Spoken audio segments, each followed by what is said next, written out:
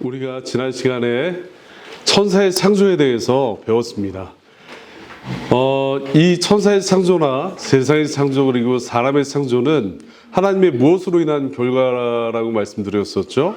하나님의 그 작정의 씨앗이 열매로 드러나는데 두 가지 열매가 있는데 그게 무엇이냐면 하나는 창조, 하나는 섭리, 이 두 가지 열매로 꽃피운다고 말씀드렸어요. 지난 시간에 천사의 창조에 이어서 오늘은 사람의 창조에 대해서 함께 말씀을 살펴볼 텐데, 먼저 하나님께서 이 창조하신 그 시간의 순서를 한번 보십시오. 이 시대에는 사실은 19세기 이후에 고등비평과 자유주의 영향으로 인해서 성경의 그 6일 창조를 부인하는 일들이 많이 있어요. 여러 가설들을 제시하고 여러 학설들을 가지고 이것은 그냥 문자적인 6일이 아니라 다른 것이다. 그리고 하나님께서 창조하신 것은 맞지만 또 진화하게끔 설계하셨다. 유신진화론 같은 가르침을 가르치는 사람들이 있습니다. 그래서 정말 명백히 성경을 부인하는 거짓된 가르침입니다. 성경은 하나님께서 태초에 아무것도 없는 상태에서 모든 것을 창조하셨다고 말씀하십니다. 그거 왜 없어요? 하나님께서는 아무것도 없는 상태에서 창조하신 거예요. 세상을 말씀과 그분의 능력으로 창조하신 겁니다. 첫 번째, 이 사람을 창조하시기 전에 하나님께서 어떤 것들을 창조하셨죠? 하늘, 또 땅, 바다, 빛, 태양과 별들, 또 여러 가지, 또 이 씨 맺는 채소들, 나무, 또 물고기들, 공중의 새, 땅에 기는 모든 육상에 있는 동물들 다 창조하신 다음에 마지막에 사람을 창조하신 거예요. 그죠? 사람이 있을 만한 공간, 환경, 그 다음에 환경이 날씨를 포함한 모든 환경과 먹을 수 있는 그 식물들까지 배려하셔서 다 지으신 후에 사람을 창조하신 거예요. 그죠? 하나님께서 정말 얼마나 지혜로우시고 얼마나 선하시고 얼마나 사랑이 많으신가를 창조를 통해서도 우리는 배울 수 있습니다. 사람을 얼마나 사랑하셔서 사람이 거할 만한 최고의 장소를 허락하시고 또 모든 환경들을 다 맞춰 주신 다음에 사람을 창조하신 거예요. 자, 하나님의 창조의 목적은 다른 것의 목적도 마찬가지지만 하나님 자신을 향하고 있습니다. 하나님의 영광을 향하고 있어요. 우리가 하나님의 작정을 배울 때 항상 얘기했던 게 뭐죠? 하나님의 작정의 종착지는 어디냐? 하나님의 영광이다. 하나님의 작정의 열매는 뭐다? 아까 말씀드린 것처럼 창조와 섭리다. 근데 작정의 그 종착지, 그것은 항상 하나님 자신의 영광을 위해 향하고 있다라는 겁니다. 영광으로 결말을 맺는다. 하나님의 창조는 삼위 하나님의 깊은 사랑의 관계성을 피조물인 사람에게 경험시키기 위해서 이루어내신 하나님의 놀라운 사랑의 표현입니다. 그죠?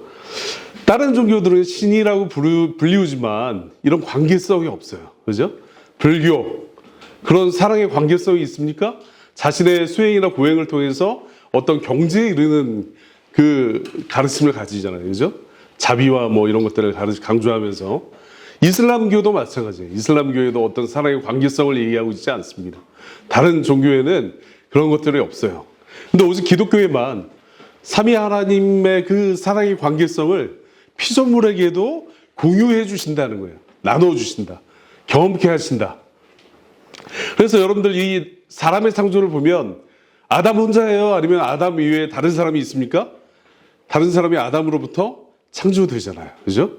하나님께서 그 관계성을 사람들 사이에도 경험케 하시기 위해서 사람을 그렇게 창조하신 거예요. 이런 종교가 없습니다. 그래서 성경이 정말 진리이라는 사실을 다시금 돌아보게 됩니다. 또 두 번째로 하나님의 창조의 재료를 한번 살펴봅시다. 자, 이 세상에서는 다 발명이에요. 지난번에 말씀드린 것처럼 발견입니다. 발견. 기존에 있는 물질을 가지고 무언가를 만들어내는 거예요. 그죠? 재료를 가지고 만들었다는 거예요. 근데 하나님께서는 재료가 있으셨다 없으셨다? 없었어요. 무에서 유를 창조하신 거예요. 아무것도 없는 상태에서. 사람을 흙으로 지으셨지만 흙도 원래는 존재하지 않았다라는 겁니다. 그죠? 특별히 하나님께서 다른 피조물들로 흙으로 이렇게 지음을 받은 피조물들이 있는데 사람은 하나님께서 친히 흙을 빚으셨다. 그리고 그 코에 생기를 불어넣으셨다라는 부분입니다. 그죠? 그리고 여자는 하나님께서 남자와 여자를 처음부터 만드신 게 아니라 아담을 먼저 지으시고 그 다음에 누가 나왔어요? 하와가 나온 거잖아요. 그죠? 남자의 무엇으로부터? 갈비뼈를 취해서. 그래서 어떤 사람들은 우스갯소리로 남자보다 여자가 뛰어난 이유가 여자는 재료가 더 탁월하다.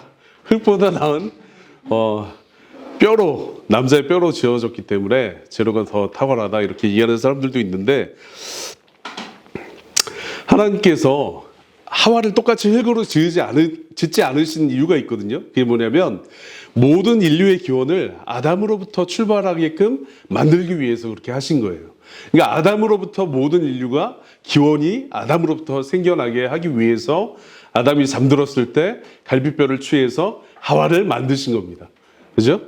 그렇다고 해서 하와가 열등한 존재인가? 그렇지는 않죠. 당연히. 하와도 똑같이 남자와 같은 사람입니다. 그래서 우리 청교도 목사님들은 참 그 은유를 좋아하시는데 이런 표현을 쓰시기도 하셨어요.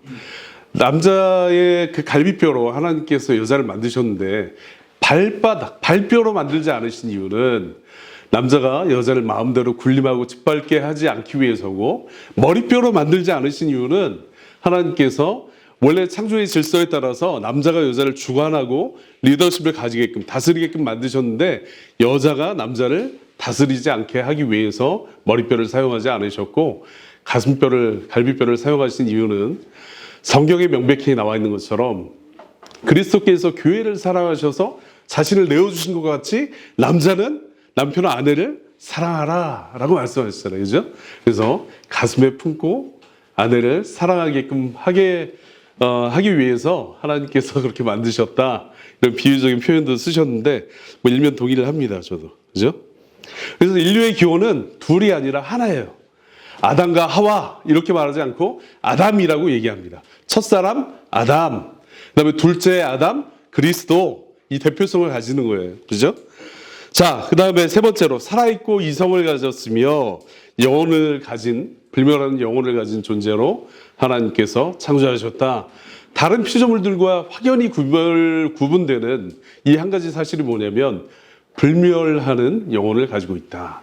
우리가 이전에 영의 그 속성에 대해서 배웠잖아요. 그죠? 1차적으로 첫 번째로 뭐예요?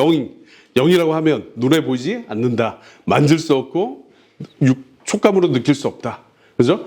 두 번째 특성이 뭐냐면 영원하다라는 거예요. 영원해요. 그래서 사람이 죽으면 죽음으로 끝나는 게 아니라 불신자들이 말하는 것처럼 끝나는 게 아니라 우리의 영혼이 영원토록 영원한 천국에 있든 영원한 지옥에 있든 둘 중에 하나의 운명이 아니라 결과를 맞이하게 될 겁니다. 그죠? 그래서 사람은 다른 피조물들과 다르게 이성이 있고 합리성이 있고 또 영혼이 있는 거예요. 근데 다른 동물들은 그게 없잖아요. 그죠? 그 다음에 네 번째로 사람을 사람 되게 하는 가장 중요한 요소는 사람이 누구의 형상대로 창조되었다? 하나님의 형상대로 창조되었다. 이거 하나만으로도 정말 몇 시간짜리 교리 해설이 가능할 정도로 깊이 있는 내용을 담고 있는 그런 진리입니다. 그죠? 여러분, 사람을 천사의 모양대로 본떠서 만들지 않으셨어요. 하나님께서.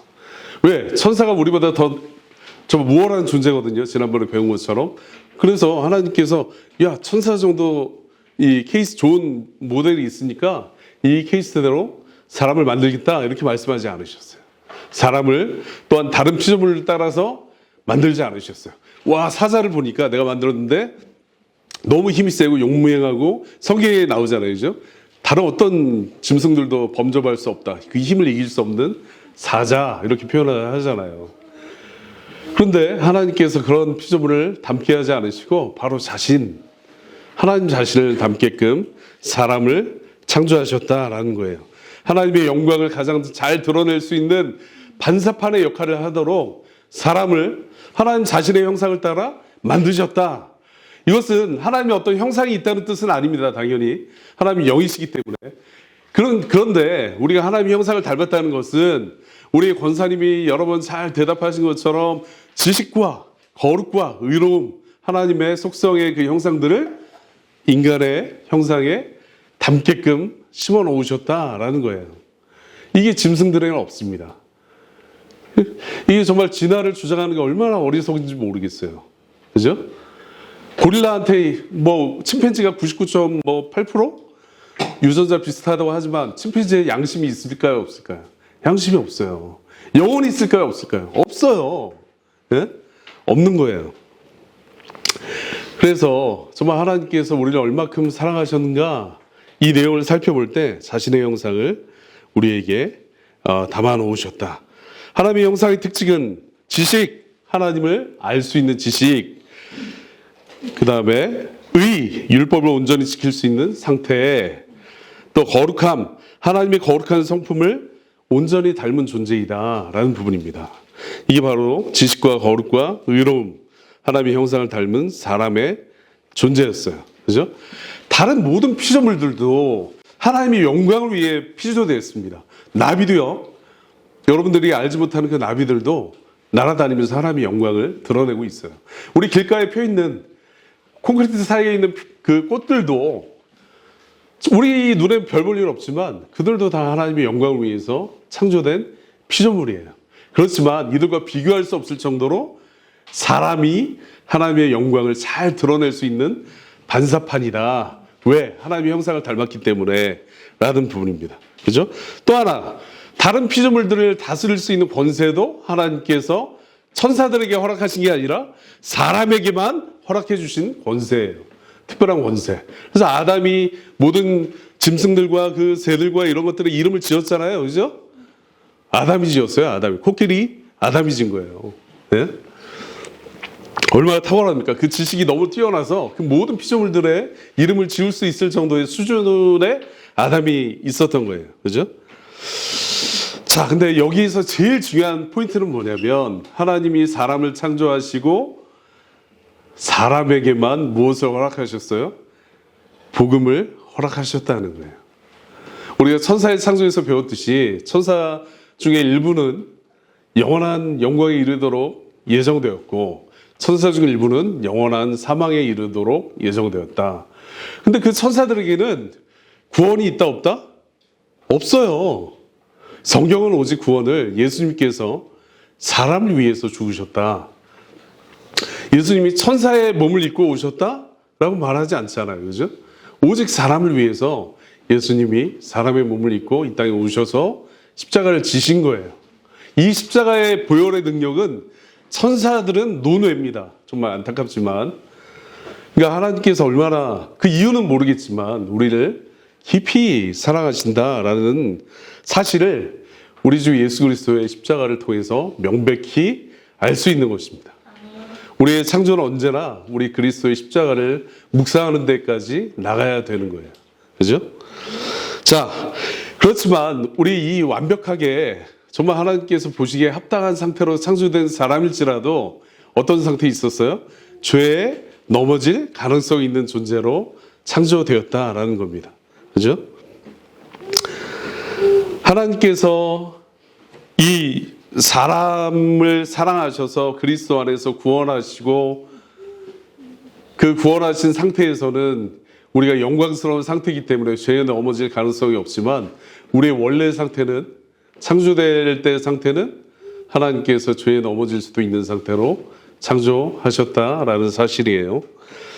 네, 정말 여러분들 하나님의 창조를 생각하면서 하나님의 사랑이 얼마나 깊은지를 같이 묵상하고 생각해 봤으면 좋겠습니다. 여기까지 하겠습니다.